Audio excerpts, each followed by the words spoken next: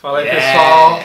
Hoje é dia de frio, tá frio aqui, cara, tá muito frio. Para além do frio, hoje é dia de guitarristas aqui no Papo de Colecionador. Mais uma vez, a gente já fez dos bateristas, dos baixistas, estava faltando dos guitarristas. E olha, foi uma sugestão, eu vou até aqui ler o nome dele, né? A sugestão de um ouvinte do programa, que subscreve ao nosso programa lá no YouTube. Ele se chama Márcio Rossi dos Santos. E então a gente já tinha a ideia de fazer, né, um de guitarristas. Na verdade a gente ia fazer um de duplas de guitarristas. E vai acontecer. Vamos fazer ainda. Mas hoje a gente decidiu seguir aí o pedido do ouvinte. A gente vai fazer sobre guitarristas. Boa. Guitarristas que a gente curte, que são expoentes, né? Expoentes aí que tem a sua marca registrada, você já escuta o riff, sabe quem é, né? Então a gente vai falar um pouquinho aí sobre 10 guitarristas. 10 guitarristas, exatamente. E eu vou começar aqui com um que eu gosto bastante, inclusive já teve um programa passado que eu falei de um álbum a solo dele, né? Que ele é um guitarrista aí bastante conhecido dessa banda aqui, olha, do Racer X. Estou falando do Paul Gilbert, um guitarrista.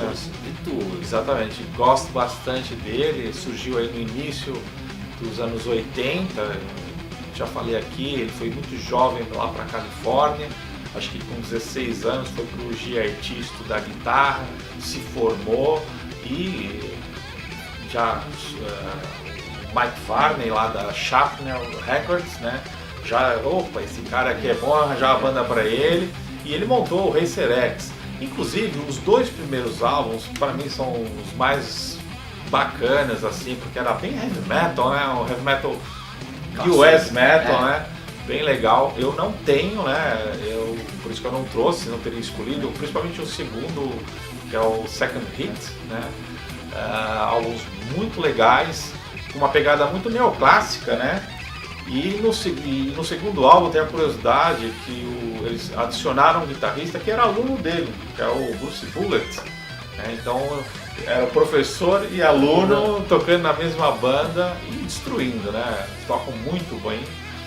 E só que aí meados dos anos 80, né? O glam metal na cena de LA, né? De Los Angeles. E a banda, eles não conseguiram um contrato com uma gravadora maior, e a banda meio que acabou. Paul Gilbert foi montar o Mr. Big, o Scott Travis, né, foi pro Judas. E esse álbum aqui que eu trouxe foi a volta deles 10 anos depois, né, que a banda acabou, né? Então esse aqui é o terceiro álbum deles. Ele se chama Technical Difficulties. É um álbum interessante, não é excelente nem nada por aí além, mas é um bom álbum. Tem a curiosidade que o vocalista também é baterista. Ele tocou no Badlands, aquela banda do guitarrista do Jake Lee. Enfim, tinha o Ray Gillan, que morreu. Excelente álbum, excelente banda também. Ficou em 2 discos só, né? Isso. Essa é uma que merece aparecer um dia aqui no nosso programa. Eu por acaso não tenho nada. Mas enfim, Paul Gilbert, um cara excelente. Depois disso eles gravaram mais 2 álbuns. E pode ser que pinte mais álbuns dele. Não é uma banda, virou meio que um projeto. De vez em quando eles se reúnem aí.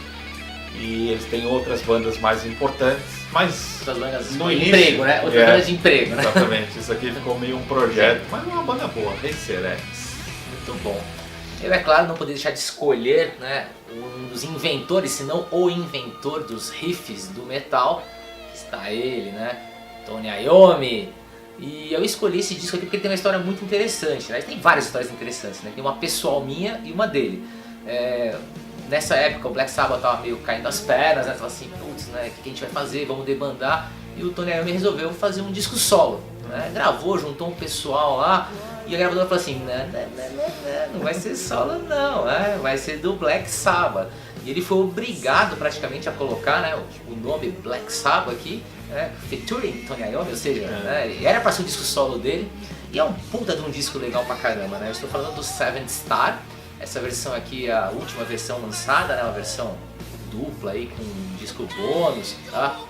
Então é uma chamada Deluxe Edition, tá? E esse disco tem uma história muito legal, nossa, que eu não sei se você vai lembrar, acho que não, tá? Eu lembro que eu tive esse LP. Você teve esse LP porque eu te dei esse LP. Ah. Uma vez teve um jogo São Paulo e Palmeiras e nós apostamos que quem perdesse daria um disco pro outro, né? E eu perdi. E eu comprei esse álbum. Não sei se você gostou do presente. E eu lembro, putz, que o jogo acho que foi numa quarta-feira, foi no meio de semana. E eu falei assim, puta, perdi, né? Agora eu vou ter que ir lá pagar a promessa. E foi justamente esse álbum que eu acho que tinha acabado de sair. Eu fui no Woodstock como sempre, né? E comprei com dor no coração, porque não ia ficar comigo, né? Mas eu sabia que ia ser muito bem escutado, aproveitado. É o Glenn Hughes, né? É o Glenn Hughes, né? Então, o Seventh Star tá aqui. Tem lá, no segundo disco aqui, no disco bônus, né? Tem uma apresentação ao vivo deles em 86, tá? Então tá aí, Seventh Star, né? Tem pra mim ótimas recordações, porque não só, né, por ser um disco legal, mas pela história toda e por a gente compartilhar essas coisas legais da nossa adolescência aí, coisas de moleque mesmo, né? Que a gente convivia muito, a gente se falava praticamente dia sim, dia também, né? E foi legal realmente, né, ter esse álbum por 5 minutos. Então tá aí, o álbum Seventh Star, pra você conhecer um pouquinho mais do trabalho do Tony Iommi, se você não conhece, né? Se você vem de outra galáxia, óbvio. Olha, eu comecei com o Resurrex porque das bandas que eu trouxe aqui era a mais antiga, né? E a seguir, né, o Resurrex, no ano seguinte, surgiu essa banda aqui, só que em Boston, né? O Extreme, a banda do Nuno Bittencourt, guitarrista português, que eu também falei aqui no outro programa dos discos a solo, mas antes desse trabalho a solo, obviamente, ele se deu a conhecer ao mundo através dessa banda. Primeiro aqui é o álbum de estreia, né, sem título, e um ótimo álbum de um guitarrista que logo no primeiro registro dele, também muito jovem, já mostrou ao que veio, né? Não tem aqui solos longos, os solos são curtos, mas com muita técnica. Harmonia, assim, né? O cara é assim, excelente guitarrista e logo muito jovem já mostrou o que veio. E é um álbum muito bom que foi me apresentado em cassete esse álbum por um português. Ele falou, você tem que escutar hard rock com um guitarrista português. Deixa eu conferir. Realmente ninguém conhecia na altura. Eles só vieram fazer sucesso depois, né, no álbum seguinte, aí, o More Than Words, né? Ninguém aguentava escutar. Até hoje, a gente escutou tanto essa música. Exatamente, daí a banda estourou. Mas o Nuno, como guitarrista, eu também falei, quando foi do álbum a solo dele, eu falei isso e aqui vale repetir. Para além de tocar muito guitarra, ele também canta bem. E eu sempre gostei das harmonias vocais dessa banda. E o vocalista, o Gary Cherone, depois ele gravou um disco com o Van Halen, só que não durou nada. 5 minutos. Foi horrível aquele disco, foi uma passagem assim meteórica pelo Van Halen. E realmente se ouvindo aquele disco, Van Halen, como é que pode? O cara cantava bem, mas não tinha a harmonia do Nuno. O Nuno aqui ajudou muito o Gary Cherone. Depois o Gary Cherone sozinho não aguentou tocar bomboca, né? Acho que não tinha tanta voz para isso. Mas, cara, quem não conhece o Nuno, já falei da história dele, um cara que tá aí, óbvio, virou um guitarrista, músico profissional, toca com quem pagar, né? Toca aí com grandes artistas da pop music, em turnês, enfim. Mas ele mexe, faz os seus trabalhos a solo, tá sempre... e o Extreme voou. De novo. Deu uns ameaços de volta e fizeram alguns discos, estão preparando um disco novo para 2018, então estamos à espera, né? Do Nuno sempre tem coisa boa. Certeza. Isso aí. A minha segunda escolha, aqui, pegar um guitarrista também que eu já falei em alguns outros programas, eu gosto muito dele, acho um cara sensacional, meio xarope da cabeça, mas muito bom, está Michael Schenker. E como guitarrista eu resolvi escolher esse disco aqui, por quê? Porque esse é um álbum que conta um pouquinho da história dele, num show ao vivo, que é The Michael Schenker Story Live, né? Então ele toca aqui um pouquinho de cada coisa, então tem coisa de Scorpions, tem coisa do UFO, tem coisa da carreira solo dele, né? E alternando com outros músicos, né? Com vocalistas. Então esse aqui é um disco ao vivo, duplo ao vivo, né? Quase um The Best ao vivo aí, né? Com vários caras aqui legais participando, né? Eu conhecia realmente tanto o Life Sudden como o David Van Landing, né? Os vocalistas, mas ficou muito legal, né? E é claro, ele como guitarrista é um caso à parte, né? O cara parece que ele nasceu para fazer riffs, ele nasceu para fazer músicas muito harmônicas também, né? Extremamente assim, clássicas, né? Então aqui está um duplo ao vivo do Michael Schenker que recentemente, né, a gente já falou isso também em outro programa, brigou com o irmão, ficou brigado com o irmão porque não deram os créditos que ele deveria ter tido lá no North Drive, quando o Scorpions lançou os discos, e aí os caras estão ainda naquela fase de rusga, né? Então não sei se isso vai passar um dia, se a gente vai poder ver de novo eles juntos num palco, né? Mas vale muito a pena. E lembrando que recentemente saiu um disco novo dele, né? Não tem esse álbum, eu nem escutei ele ainda, mas estou curioso para saber. O nome, né? Michael Schenker qualquer coisa. Eu sei que tem a capa ali, parece a Santa Ceia, achei a capa assim interessante, né? Na Santa Ceia. Com vários convidados. Com vários convidados, né? Também, né? Os vocalistas antigos, se não me engano, Gary Barden. Então, tá aí um cara que também merece ser ouvido, né? O Michael Schenker, excelente guitarrista. É um cara humilde. Eu lembro aí nos anos 90 eu fui ver um show de Scorpions numa praça de touros lá em Lisboa e não tinha a banda de abertura. Mas nas barraquinhas lá do merchandising, estava ele lá vendendo o CDzinho dele. Ele tinha lançado um disco solo, que é um capa branca, assim, só com MSG, com Michael Schenker, em nome próprio mesmo. E tava lá, assinando, vendendo CDzinhos. Eu acho que ele, assim, o cara passou por várias fases, né? Acho que ele já teve tudo, já perdeu tudo, já foi chamado para participar da banda. Eu acho que o duro dele é aguentar, não sei se ele tem um ego complicado, né? Mas muitas pessoas falam isso, né? Que ele é uma pessoa difícil de se lidar. Né? Mas de qualquer maneira esquece, você vai ter que lidar com ele, só precisa escutar o som dele. Muito bom, muito bom. Então olha aqui, Michael Schenker Story Live. Raro, viu? Esse CD aqui deu um trabalho para conseguir, levou um tempinho aí para conseguir comprá-lo, né? Mas vale muito a pena. Então tá aí, né, guitarrista alemão Michael Schenker. Legal, olha, eu falei da Sharpner Records, né, e vou falar aqui de outro lançamento, eu vou fazer um 2 em 1 aqui.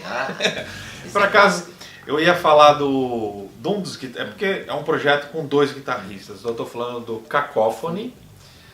Esse aqui é o segundo álbum, que é o Go Off, é o único que eu tenho.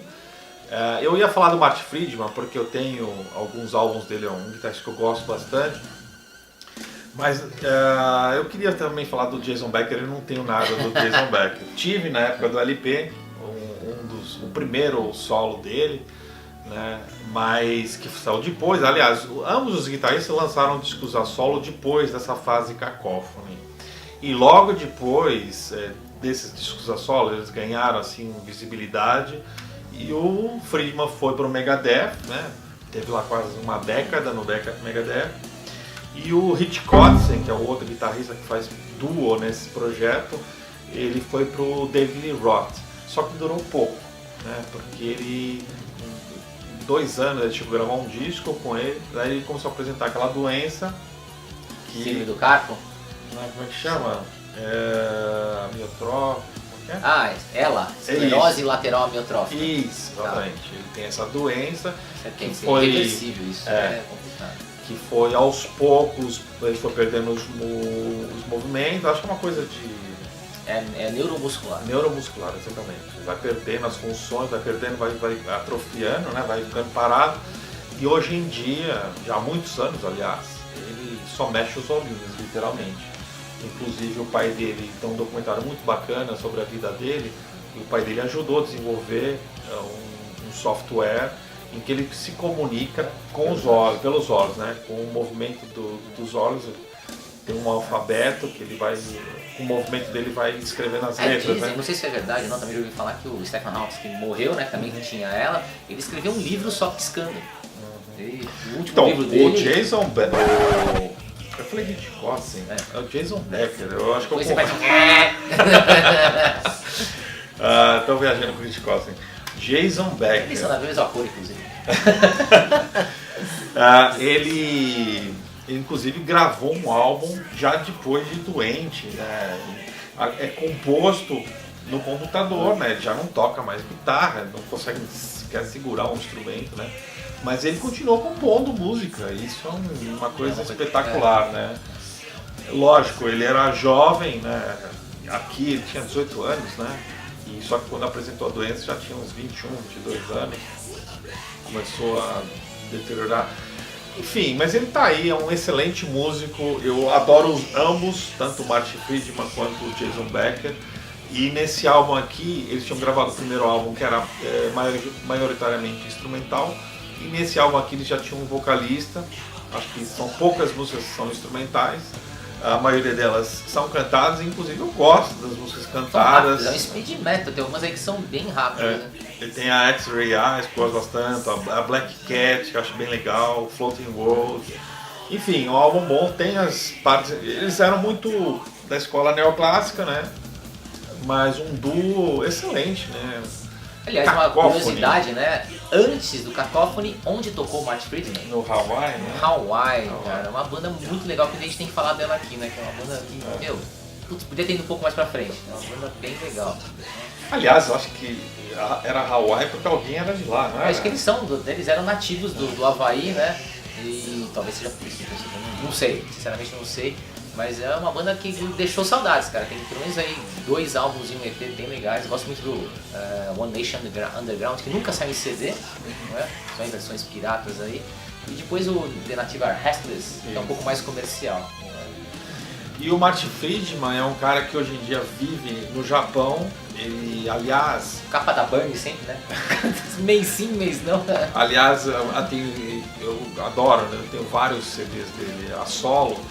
E ele tem muita influência da música oriental na guitarra, né? No som que ele faz na guitarra, eu acho muito legal.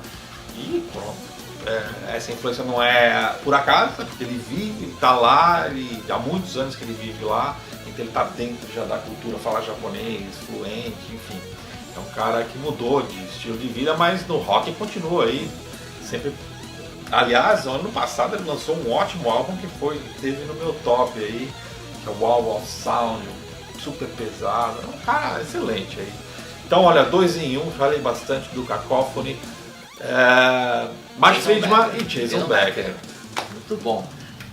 Eu trouxe aqui um guitarrista que eu gosto, mas odeio. Tá? Na verdade é o seguinte, né? Quantos guitarristas inventam um estilo, ou criam um estilo? Eu estou falando dele, Dimebag, né? Que resolveu afinar sua guitarra em Ré, né? E aí começou aquela coisa de groove metal. Eu não curto muito, né? Eu acho que eu gosto de coisa um pouco mais agudinha, né? Mas o cara inventou estilo, não tem como negar isso, né? A partir desse álbum e do seguinte, do Pantera, né? A gente tem então o tal do groove metal, assim, ou então esse metal mais moderno, modern metal, né? E milhares de bandas copiaram, inclusive bandas clássicas começaram a usar isso nos seus discos para dar um ar de modernidade, né? Que parece que as pessoas querem sempre dar uma modernidade, nada contra, né? Eu sou um cara purista também tradicional, mas aqui está, né, a minha escolha aqui do Pantera, e até uma homenagem ao irmão dele que faleceu recentemente, né, o Vinnie Paul, né? Aliás, ele teve uma morte trágica, né? Com um assassinato, né? No meio do show. Ele montou uma nova. A Pantera acabou, ele montou uma nova banda. Control, né? Damage Plan. Damage Plan. E foi um fã de Pantera, mal resolvido na vida. Ele foi lá e deu um tiro com ele em palco, matou o cara em palco, foi terrível. Porque o cara não aceitava que ele seguia em frente e criou um outro projeto. E daqui é o meu álbum predileto, que eu mais gosto do Pantera, pra mim, que foi um tapa na minha cara, assim, né, sensacional. Até hoje que a minha irmã viajou para os Estados Unidos, me trouxe, não esse, né, mas o álbum do Pantera lá, o original. E a hora que eu escutei, eu falei, não acredito, cara, essa banda aí, os caras misturaram power metal com thrash metal, mas com uma coisa diferente, uma guitarra muito diferente, né? Gosto muito. E aí eu recentemente comprei essa edição aqui, que é um triplo, né? Tem o Cowboys from Hell, né, original, tem um show ao vivo dos caras e tem as demos, né, gravadas, que são bem legais, você vê como os caras estavam ensaiando para produzir esse álbum. Então essa aqui é uma versão tripla, tem a versão dupla também, tá? Mas essa aqui é a versão mais completa desse álbum Cowboys from Hell, pra mim, que é um clássico, pra mim é o melhor deles, né? Mesmo porque o o vocal não estava tão urrado ainda, né? Eu acho que depois que eles começaram a deixar, que o Phil Anselmo começou a deixar um pouco mais gutural, não sei, Pantera deixou de ser o que eu achei que foi o máximo. Talvez se eles mantivessem um pouco ali isso aqui por mais uns 2 ou 3 discos, a banda, não sei, ele estourou, claro que a banda estourou, mas pra mim seria uma banda muito melhor, né? Eu sinceramente me desinteressei naquele By Demons Be Drive, não, como é que chama? Far Beyond Driven. Far Beyond Driven, assim, até o Fistful, tem o soco, né? A mão soco, né? Agora eu esqueci o nome. Bom, esqueci também. Mas eu parei nesse daí, no segundo. Hostile, não sei o que. Não, Fucking Hostile é o nome da música, né? Esqueci. Bom, que seja, né? Pra você ver como a gente lembra do que gosta, né? De qualquer maneira, né, tá aí o Pantera Cowboys from Hell, e que, segundo a banda, é o primeiro álbum deles. Mentira! Eles já tinham gravado acho que 4 álbuns antes, né? Então tem lá o Power Metal, tem o Pantera, tem alguma coisa de Jungle também, né? Alguma coisa... E eles simplesmente falaram assim, não, nada disso existiu, foi mentirinha, não existiu, ninguém sabe quem te gravou, apaga, deleta, e vamos começar do zero com esse álbum aqui. Se você olhar no site da banda lá, os outros discos são deletados. Mas de qualquer maneira, falando de guitarrista, né, como eu falei, um guitarrista que tem que dar um mérito pro cara, o cara tipo, inventou todo um estilo que veio lá, né, na geração nova, tá? Mas que putz, cara. E um detalhe legal do Pantera é que eles eram em estúdio muito parecido com o que eles eram ao vivo. Então em estúdio ele não dobrava a guitarra, não fazia base na hora do solo. Era o baixão segurando e daí destacava os solos que ele fazia. Eu achava bem legal isso no Pantera. Aí, né, em homenagem ao guitarrista aí do Pantera. Olha, o meu próximo destaque aqui é um guitarrista bem conhecido, só que eu trouxe um álbum pouco conhecido. Então eu estou falando aqui do John Petrucci, do Dream Theater, é um guitarrista aí, com créditos firmados, né? Só na carreira com o Dream Theater já. Mas eu achei muito óbvio pegar um trabalho dele no Dream Theater, já falamos aqui do Dream Theater. Resolvi pegar esse trabalho por 2 motivos. Primeiro, porque é um trabalho ao vivo, né, que ele em conjunto com o Jordan Rudess, que é o tecladista, e é só guitarra e piano. Nossa! É só guitarra e piano, não tem bateria, não tem baixo, não tem nada, é só guitarra e piano, mas é muito bom e mostra o quão versátil é o John Petrucci. Quem acha que ele só faz debulho progressivo, não. Escuta esse álbum pra você ver que ele, a maioria das músicas é guitarra acústica, inclusive, nem é com distorção. Eu acho que a única música que tem distorção é uma, que é uma música que ambos tocaram naquele projeto, que é o Liquid Tension Experiment. Que é só instrumental também, né? Exatamente, só instrumental. Aliás, foi através desse projeto que eles acabaram chamando o Rudess para substituir o Derek Sherinian no Dream Theater. Então eles participaram do Liquid Tension Experiment, fizeram esse álbum e logo depois, ou um pouco antes, eu não sei, ele acabou entrando e ele gravou o Metropolis, foi o primeiro álbum desse tecladista no Dream Theater. Então assim, tá tudo em casa aqui, né? São amigos, enfim, uma coisa levou a outra. E esse álbum foi gravado ao vivo em Nova York. É um álbum que eu acho assim, diferente, né? Fora desse espectro do metal, até do progressivo, embora o Jordan é um cara que é um debulho, né? Eu acho que ele mostra mais debulho do que o próprio Petrucci. O Petrucci está mais tranquilo, mas mostra aquilo que eu acho que um músico completo ele tem que mostrar habilidade não só naquilo que ele é bom, em outras facetas. E aqui você conhece uma faceta diferente do Petrucci, por isso que eu escolhi esse álbum, que eu indico, e ele se chama An Evening with John Petrucci, Jordan Rudess. Então, uma noite, um anoitecer com os músicos, né? Então, um álbum que eu indico. Ele foi o único trabalho a solo. Não, acho que o Petrucci depois lançou um álbum a solo sozinho, mas ele foi o primeiro solo parceria aqui com o Jordan. Muito bom. A minha próxima escolha é de coleção, mas eu não trouxe um disco, eu trouxe um livro. Então, já que é de papo de colecionador, está um livro, né, que eu gostei muito de ler, sobre esse carismático guitarrista que é o Dave Mustaine. Tá? É muito legal assim, a leitura, você lê, sério, cara, você lê em uma tarde esse livro inteiro, você começa a ler, não quer parar mais. E tem muitas coisas assim que a gente conhece, não já ouviu falar, da briga dos caras, com Metallica, não sei o que, mas tem do ponto de vista dele, porque é uma autobiografia. Né?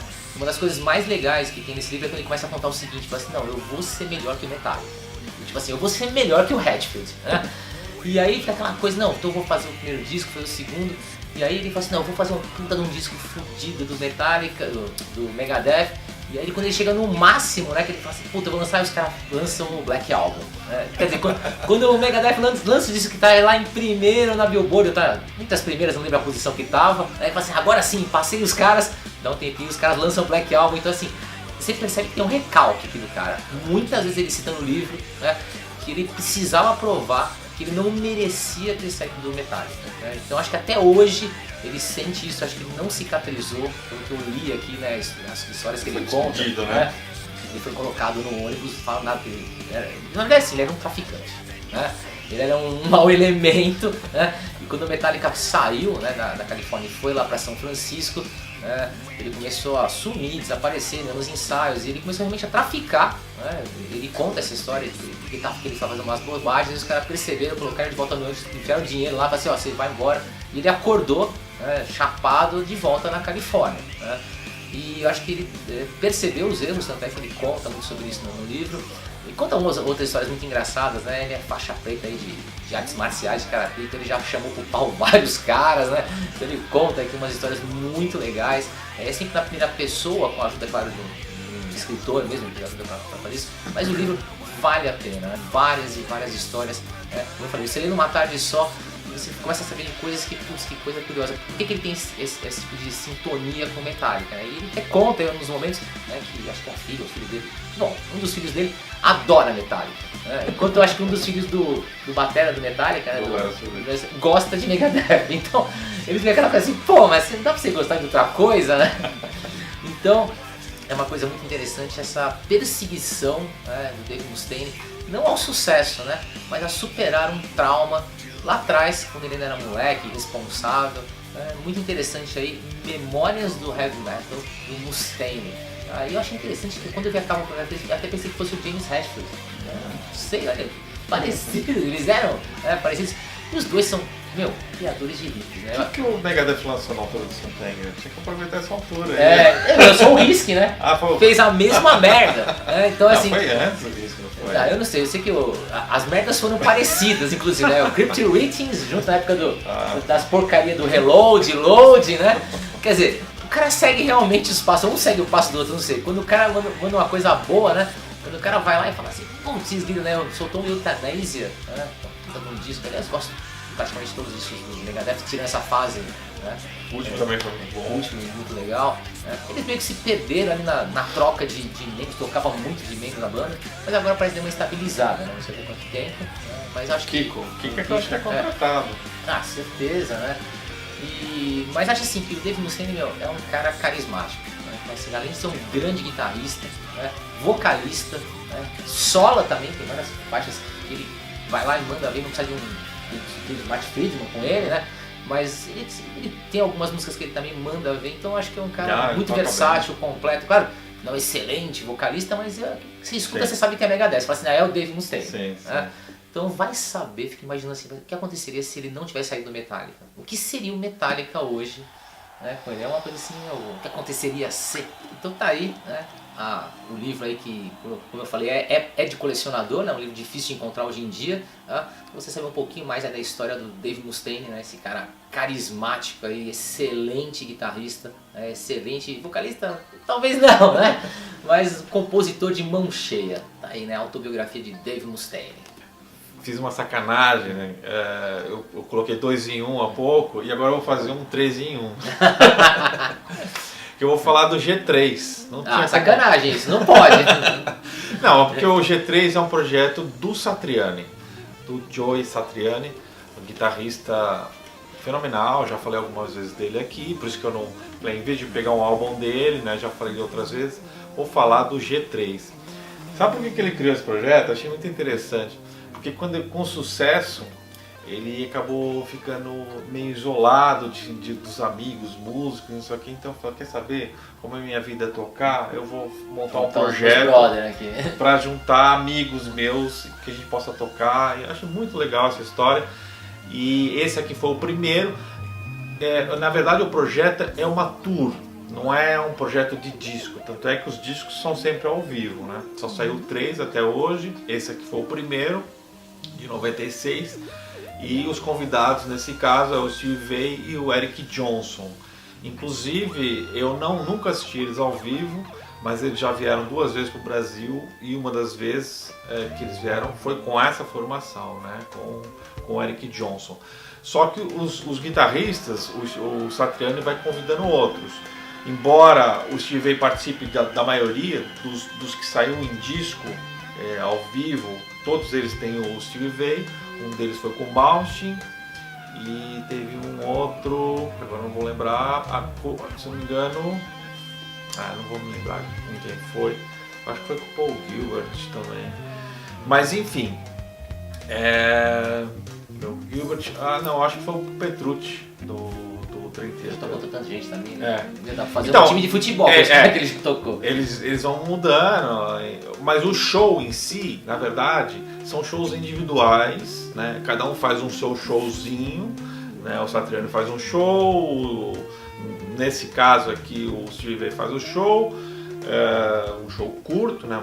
Não um show completo de cada um deles, um show mais curto. E depois no final eles tocam juntos alguns clássicos ou fazem uma jam. Então muito legal o ambiente, bem descontraído e com feras, né? O Steve Vai, nossa, um excelente guitarrista, enfim, um álbum excelente esse aqui. E este ano, 2018, eles estão com convidados diferentes. Eles estão nos Estados Unidos, é o guitarrista do... Agora, o Steve Vai não tá. Quem tá é o Petrucci, né, que já tinha feito como convidado extra, agora ele tá junto com o Satriani. E o terceiro guitarrista nos Estados Unidos é o do Def Leppard, o Phil Collen. E na Europa, Uli Hot. Então, muito legal, né? Acho que foi uma coisa que ele falou assim, vamos fazer pra me divertir, depois começou a ficar sério, as pessoas começaram a querer pagar pra assistir. Eu acho que ele não imaginava a dimensão que ia ter, com né, certeza, esse projeto. Com certeza. E é muito interessante. Lógico que o Satriani poderia... Ele lança discos, né? Ele tem as turnês dele. Mas isso aqui é uma coisa de broderagem, né? Vamos juntar. Eu até estava vendo aqui no YouTube, às vezes convidam os cantores. Tem outros convidados também que de vez em quando aparecem. Então fica uma coisa diferente. Uma coisa dinâmica, né? E única, que de repente só vai ter em turnê. Porque eles não vão gravar nada juntos em estúdio, né? É uma coisa que acontece só em concertos ao vivo. Então, quem sabe aí se vier para o Brasil... eu sei que teve no 1º de abril, teve uma piadinha que rodou aí, que o G3 ia tocar agora em agosto com o guitarrista do Linkin Park, mas foi piada de 1º de abril. Não tem nada confirmado para o Brasil dessa tour que eles estão fazendo agora. Tocar com chimbinha também. Mas é interessante, é um projeto sempre reunindo 3 guitarristas, e aí é um projeto do Joey Satriani, excelente músico. Perfeito. A gente estava falando aí de alguns guitarristas que inventaram estilos, né? Eu resolvi trazer também uma coisa de coleção aqui de um cara que praticamente inventou também o estilo de orquestra metal, né? Ou symphonic orchestra metal. Estou falando do Christopher Johansson, né? Therion. O cara com uma banda que começou lá como um death metal, meio black, e de repente começou a enfiar umas orquestras muito bem feitas, né? Umas harmonias muito bem feitas. E culminou no que é hoje, né? O Therion acho que nem pode mais ser chamado de metal, apesar de os caras gravaram tantas coisas diferentes, mas sempre com orquestração. E o cara é responsável por tudo, né? O guitarrista faz tudo na banda, o cara organiza a banda toda. E eu trouxe aqui, né, essa coleção aqui de DVDs, né, com um monte de coisa. Tem show no México, tá? Tem aqueles... como é que chama aquelas... O show no México, eu achei que era o show no México. Os caras acompanham a turnê lá, tem aqueles tour reports, sim, né? Então tem videoclipe, tem ao vivo no Wacken, né? tem um disco só da parte histórica aqui, um apanhado, né, do histórico dos caras. E, meu, o cara é um guitarrista de mão cheia mesmo, né? O cara tem a capacidade de criar não só riffs, mas harmonias. Eu acho que o cara transcendeu fazer o papel dele só de vou fazer um riff aqui, vou escrever uma música lá, vou organizar isso aqui. Não, o cara, meu, faz tudo. Meu, o que é organizar um disco orquestrado? É uma coisa insana. É claro que muitas pessoas dizem, é fácil, põe lá no computador, ele programa. Não, o cara faz tem disso. Coral, né? Um monte tem de gente. Não, é infinito, assim, o show no VAC é uma plateia uma orquestra completa no palco lá. Então eu acho assim muito trabalhoso, né? Vieram pra cá agora há pouco tempo, não vieram? Não sei, não sei se vieram. Mas eu sei que eles deram uma mudada, eles não estão tão pesados, né? Eu acho que os últimos 2 álbuns dos caras aí estão mais orquestrados. Conceitual, né? Sempre uma coisa conceitual, e sim, álbuns triplos, né? Então, eu gosto muito, e aqui esse box, eu vou chamar assim, né? É uma raridade, né? Porque saiu em versão nacional, acredite se quiser, né? Então se você fuçar, você até consegue encontrar hoje em dia essa versão nacional, foi lançada pela Laser Company, né, com a Rock Brigade, tá? Uma coisa difícil de ser lançada, porque imagina o preço disso aqui. Eles são 6, se eu não me engano, DVDs, cada disco é duplo, né? Então, são 4 discos, mas todos eles são duplos, se eu não me engano. Vou conferir aqui, ó.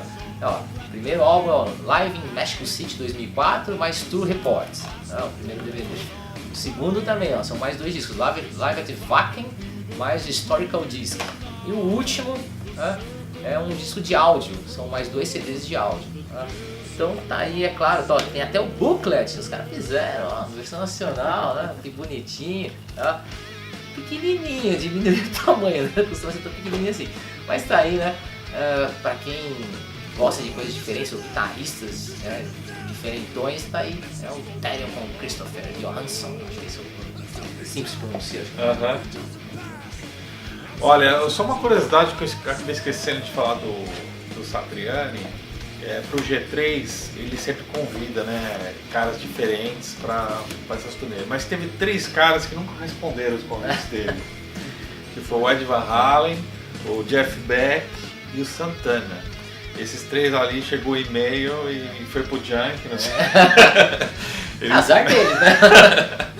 Mas é engraçado, né, como ele não se limita nos convites, né? Ele quer gente fera aí tocando com ele. Mas não sei, chama o Paul McCartney. Pode ser, quem sabe. Imagina. Então eu acho que quando ele for ficar mais velho, o problema é que os outros não então vão aguentar. Ele vai chamar o Zappa, né? Os caras dão uma lença. Eu também esqueci um negócio, falar o nome desse box, né? O Celebrators of Becoming. Tá aí o nome desse box do Therion. Bom, menções honrosas, a gente já falou bastante, estamos se alongando, mas tá ficando bacana. Eu não podia deixar de falar de um guitarrista brasileiro, né, que é o Kiko Loureiro, virtuoso aqui da nossa terra e que atualmente já não está aqui, né? Tá tocando aí mundo afora com o Megadeth, que você acabou de falar do Megadeth, ele fazendo par aí, dupla com o Dave Mustaine. E esse álbum aqui é o Full Blast, é o 3º álbum dele a solo. Depois desse ele gravou mais um, mais recente. Mas esse eu gosto bastante, porque o Kiko é um cara também muito versátil. E você ouvindo o álbum dele, esses álbuns são instrumentais, né, os álbuns dele a solo, e você vê muito do que ele levou pro Angra, né, dessa musicalidade do Brasil, de forró, de frevo, dessas ritmos. Assumiu o brasileirismo. Isso, desses ritmos do Brasil, mas com uma pegada heavy metal, né? Então, esse disco é um disco bem variado, tem umas 4 músicas aqui que são o título em português, apesar de não ter letra, não é cantado, e 3 delas tem justamente isso que eu estou falando, essa brasilidade latente, mas com fusão, com heavy metal, tem até power metal, tem aqui, enfim, tem um pouco de tudo. O cara é muito bom, muito versátil, ele vai desde uma linha mais jazz fusion até o heavy metal, power metal, então é um cara que provavelmente não foi o trabalho do Angra que conseguiu levar ele pro Megadeth. Foi esses trabalhos a solo, mostra realmente a qualidade do músico, e né? assim, o cara tá fazendo clínica, né? O cara é sim. muito reconhecido lá no Japão, o cara tem sponsor de Sim, guitarra, sim. o cara vai criando ali um alicerce como músico mesmo, né? Mas excelente, no Brasil tem muitos, né, guitarristas excelentes, mas o Kiko é um deles e merece todo o sucesso que ele tem alcançado aí. Minha menção pro Kiko. E a minha menção honrosa vai para um guitarrista que não é virtuoso, não é puta de um guitarrista, mas o cara é extremamente inteligente. E acho que é um dos caras aqui que fez o rock no Brasil, não o heavy metal, mas o rock no Brasil, ser o rock brasileiro, hoje em dia anda meio sumido. Sim, eu estou falando dele, Roger Moreira, um Traje a Rigor. Gente, muito legal as músicas do Traje a Rigor, curto muito, né? Esse é um box que foi lançado aí há uns 2 anos atrás, tá esgotado hoje em dia. E tem 5 álbuns do Traje a Rigor, né? Nós Vamos Invadir Sua Praia, os Sexos, que pra mim são os 2 melhores. Depois tem lá o Crescendo, o Porque o Traje a Rigor, e o Ó, né? Que é bem legal também. Por que eu escolhi o Roger, né? Porque eu acho que o Roger é um cara que nasceu pra ser músico mesmo. O cara consegue fazer, não falando de riff, mas o cara faz harmonias, o cara faz refrões, ele consegue criar música, faz do nada, assim, né? Vou fazer música brincando, né? Como ele falou que foi criado, né? A gente Somos Inútil, tava cantando no chuveiro e saiu essa música, né? E o Roger é daqui de perto, né? Na Madalena, né? Sim. Roger, nosso vizinho aqui. Então, homenagem a ele, putz, eu acho que é um dos caras que alavancou, ó, que tem bonito, né, o rock brasileiro lá nos anos 80, e que se perdeu. A gente não escuta nenhum guitarrista, né, sendo citado como o Roger. Ele é, claro, um cara muito inteligente, né, um cara que sabe o que fala, gosta de comprar briga, né, curte comprar umas brigas aí na internet. Mas virou banda de programa, virou né, banda do talk show agora, né, tá lá com o The Noite com o Gentili, né. E como eu falo, ele dá uns pitacos, né? Faz uns comentários muito inteligentes, é um cara muito rápido, né? Ele saca muito rápido aí nos comentários. Tá? Mas é uma banda que eu gosto muito, tá? E que eu curto mesmo, né? Não tenho vergonha de dizer. O Traje a Rigor com o Roger Moreira aí, meu destaque, tá? Aí uma coisinha, eu fiquei pensando assim, né? Por que a gente não escolheu o Malmsteen? Porque a gente já falou bastante do Malmsteen, né? A gente fala, e a gente não quer ficar alimentando ainda mais o ego dele. Ele já tá bem pesado. Mas com certeza. O Malmsteen eu acho que participou do G3 também. Então eu por acaso não mencionei ele, mas olha. Deixa pra lá. Tá incluído aqui no pacote. Cara, a gente vai terminar o programa de hoje e eu não queria deixar de falar, a gente sempre pede aqui para as pessoas participarem com sugestões. E teve uma sugestão que a gente está ponderando em fazer a seguir, que é do Marcos Almeida. Valeu, Marcos, pelo comentário. Ele falou assim, que tal álbuns ruins, mas que vocês gostem? Tipo assim, é ruim, mas não sei porque eu tenho isso aqui. Isso, Vocês devem ter discos desprezados, até mesmo pela própria banda, mas que por algum motivo inexplicável vocês gostam. Olha, vai ser difícil, a gente vai ter tentar. Que pulsar, mas a gente vai tentar fazer, nem que seja com menos, né? Menos álbum, não precisa pulsar mais curtinho, acho que 2, assim. Mas vamos tentar trazer e um dia a gente vai fazer um de duplas de guitarristas. A gente, isso aí. Alguns guitarristas. Tem uma pegada diferente, é uma pegada de você trabalhar com o cara em harmonia, é uma outra pegada do que você ser o. E dentro do heavy metal tem muitos bons exemplos, né? Então vai ficar com a próxima. Lembrando que vai ter participação especial aí. É verdade. Olha, já agora, vai entrar agora. Fala pessoal do Metal Open Mind, fala Gus, tudo bem? Vim aqui, né, trazer os meus top 5 aqui da guitarra, né? E eu colocaria da seguinte maneira aqui, o Jimi Hendrix em primeiro lugar, obviamente pela contribuição que ele deu para esse instrumento, para a música, né? Com as suas concepções aí inovadoras, cheias de brilho, concepção em termos de composição, de ruídos, outros quesitos, né? Que trouxeram muito mais enriquecimento para a guitarra. Jimi Hendrix, primeiro, seria o segundo Ed Van Halen, que trouxe também uma inovação para o hard rock, trouxe toda a nuance de um guitarrista bem eclético dentro do estilo, colocando outros acordes 7+, né, open string, coisas do blues, alavancada, two hands harmônicos, né, então, cara muito rico também, seria meu segundo lugar. Terceiro lugar seria o Yngwie Malmsteen, guitarrista que trouxe toda a influência da música erudita, né, para a cena da guitarra, do grande guitarrista do Scorpions, né, Uri John Roth, da onde ele pegou essa influência, fora a música erudita, a música clássica, né, com uma técnica invejável, né, e um senso de composição erudito clássico incomparável. Então, terceiro lugar aí, Yngwie Malmsteen.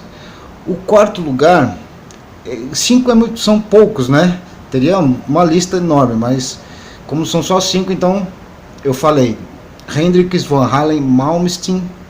Eu colocaria em quarto lugar o guitarrista Ritchie Blackmore, que também trouxe uma parte visceral em termos de composição e músicas que não saem da cabeça, né? Riffs que tem um poder, né? Um arsenal bélico sonoro diferenciado, né? Então, Ritchie Blackmore, quarto lugar. Quinto lugar eu colocaria um guitarrista de fusion que eu gosto muito, que é o Greg Howe. Trouxe uma autenticidade, uma originalidade, né, ímpar, junto com o Steve Ray Vaughan também, vai, blues, aí já fica 6, né, de uma vez, tá bom? Então, e é isso aí, um abraço pro pessoal do Metal Open Mind. Gus, abração pra você, assisto toda hora os seus vídeos aí no YouTube, o canal tá muito bom, muito legal, parabéns, um abraço pra vocês e a gente se fala, um abraço. Olá, meu nome é Rafael Pio, o pessoal me conhece aí pela arte de rua aí do cenário de São Paulo, toco aí há 24 anos pelas ruas aí, fazendo esse vídeo aí pra falar os guitarristas prediletos, né? Eu acho que os mais importantes pra mim, assim, na minha opinião, são os que realmente inovaram a história da guitarra aí, né? Do rock e tal, que pra mim seria Edward Van Halen, né? Pelas técnicas diferentes que ele inventou. Malmsteen, né, pelas harmonias menores e tal, a coisa da influência clássica, e Jimi Hendrix, né, pela toda a história que ele criou aí, que tanta gente copiou, e a importância dele aí, né. Então eu fico com esses três aí, Van Halen, Malmsteen e Hendrix. Valeu galera, abraço. Olá pessoal, sou Bina Cuquê, estou aqui a pedido do Gustavo Scafuro, de escolher 5 guitarristas, difícil, hein? 5 guitarristas que eu mais gosto, viu? Bom, vou começar com o Django Reinhardt, que é um cara que nos últimos 8 anos tem me influenciado muito, e ele era um cigano belga que morava em Paris e falava com 2 dedos. Django, realmente incrível a expressão e o que ele criou, influenciou até os próprios americanos que inventaram o jazz, e ele é o primeiro músico não americano, o primeiro músico europeu a influenciar os próprios americanos, é o Django Reinhardt. Esse realmente é o cara. Bom, tem também o Oscar Aleman, que eu tenho escutado ultimamente, que eu estou conhecendo melhor agora, é um argentino que foi considerado Django da América do Sul. Ele era um argentino que começou no Brasil, tocando cavaquinho no Brasil, passou para violão, outros instrumentos, guitarra. Ele é realmente um cara muito interessante, muito virtuoso também. Cantava também, dançava, cantava em português, em espanhol, tocava música brasileira, tocava música argentina, tocava jazz. Dizem que foi amigo do Django ou rival, não sei, na mesma época.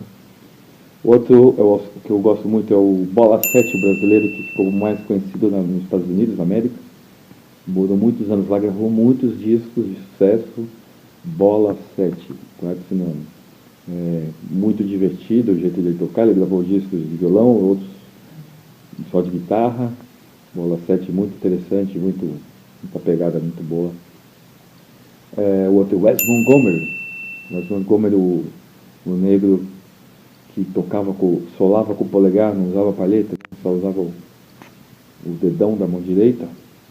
O rei das oitavas e chord melodies, enfim, influenciou muita gente. George Benson é uma das maiores crias dele, né? Ele deixou a famosa formação órgão, guitarra, órgão e bateria, que é o Jazz Organ Trio, né? Essa formação ficou muito conhecida nos anos 60 por conta dele.